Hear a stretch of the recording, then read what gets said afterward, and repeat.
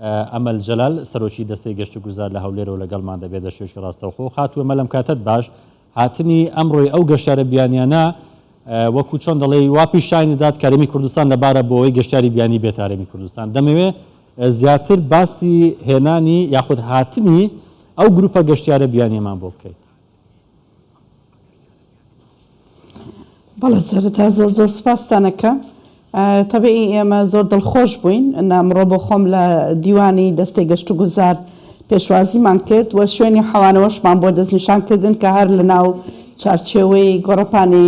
دەستەی گەشت و گوزار لە ڕێگای ئەو ئۆتۆمبیلانەی کە هەموو کەرەسەکان و پێداویستەکانیان خۆیان پێبوو پێشوازیمان لێکردن و سوپاسی هاتنیانم کرد کە کوردستانیان هەڵبژاردووە و خواستی ئەوم هەبوو کە ڕاشکاوانە لەگەڵ ماگفتوگۆیان کرد بۆی بزانین ئەگەر کەم و کوڕێکمان هەیە ئێمە پڕیکەینەوە ئەگەر هەر تێبینیەکیان هەبوو لە چارچێوەی ئەو گەشتێک کە کردویانە بۆ ناوچە جاجاکانی کوردستان زۆر سوپاسیان کردین و من لێرە سوپاسی هاوڵاتیانی هەرێمی کوردستانەکەم لە خاوەنکارەکان لە دوکاندارەکانی ناو بازاڕ و شوێنەکان و شوێنە گەشتیارەکان کە زۆر میهرەبانانە میوان دۆستی خۆیان سەلماندووە و ئەمەش واکە کە هەر یەکێک لەو گەشتیارانەی کە لە ڕێگای کۆمپانیایەکی عراقیەوە هاتۆ کە من لێرە سوپاسی کاک حەیدەرەکەم کە ئەو گروپانە بەردەوام زیاتر لە 10 گروپن بەردەوام گەشتیاریان پێکاوە هەرێمی کوردستانیان هەڵبژاردووە ئەمە واکە لە ڕێی هەرێکێک لەمانەوە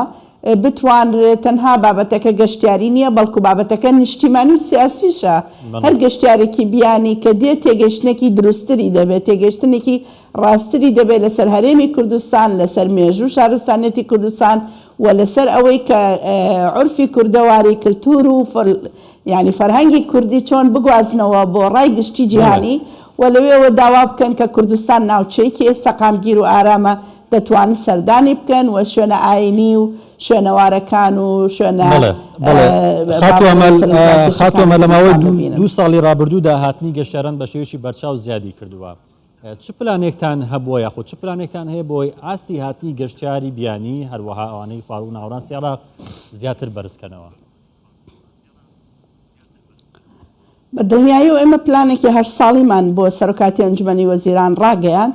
و لەو پلانە 8 ساڵیە باسمان لە هەمەجۆرکردنی فۆرمەکانی گەشت و گوزار کردواتە لە ساڵانی ڕابردوو زیاتر ئەو گەشتانەی کە کراون گەشتی تەرفیهی بوون واتە لە وەرزەکانی بەهار یاخۆت بۆ هەندێک چالاکی زستانە بەڵام ئێستا ئێمە دەمانەوێت فۆرمەکانی گەشت و گوزاری کە وەکو ئاماژەم پێدا لە ڕابردوودا زیاتر لە 15 فۆرم ئێستا دەتوانین لە کوردستان هەر یەکێک لەو فۆرمانە چەندین چالاکی جۆراوجۆر ئەنجام بدەین وەکو چالاکی سەرکێشی چالاکی گەشت و گوزاری شوێنەواری گەشت و گوزاری ئاینی گەشت و گوزاری چارەسەری گەشت و گوزاری وەرزی و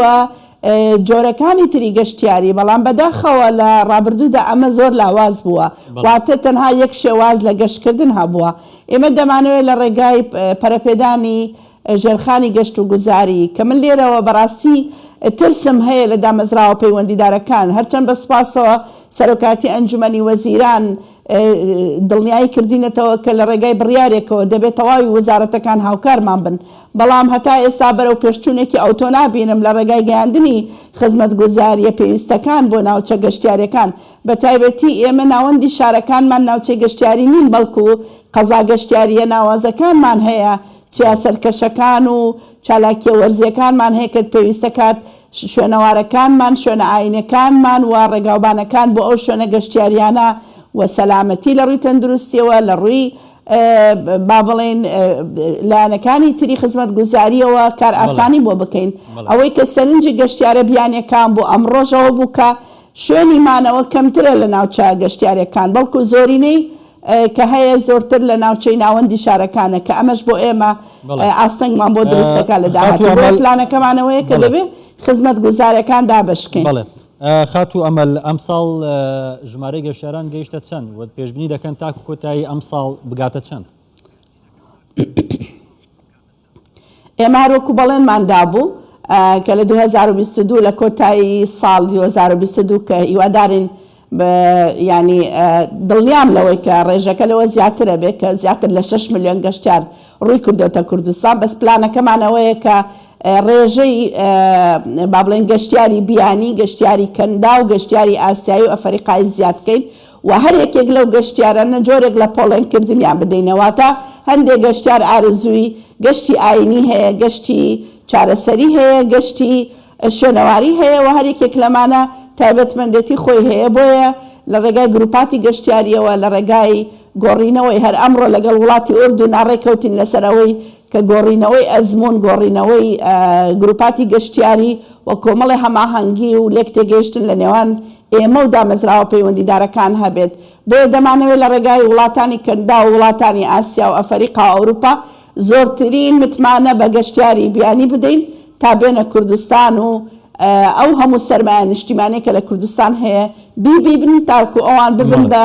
ڕێبەری گەشتیاری ئێمە و بە بازارکردن یاخود مارکێتینمان بۆ بکەن بۆ هاتنی گەشتیاری زیاتر کە دڵنیام لە ساڵانی داهاتوو زیاتر لە ساڵی 2022 ئەبێت پشتیوان بەخوا.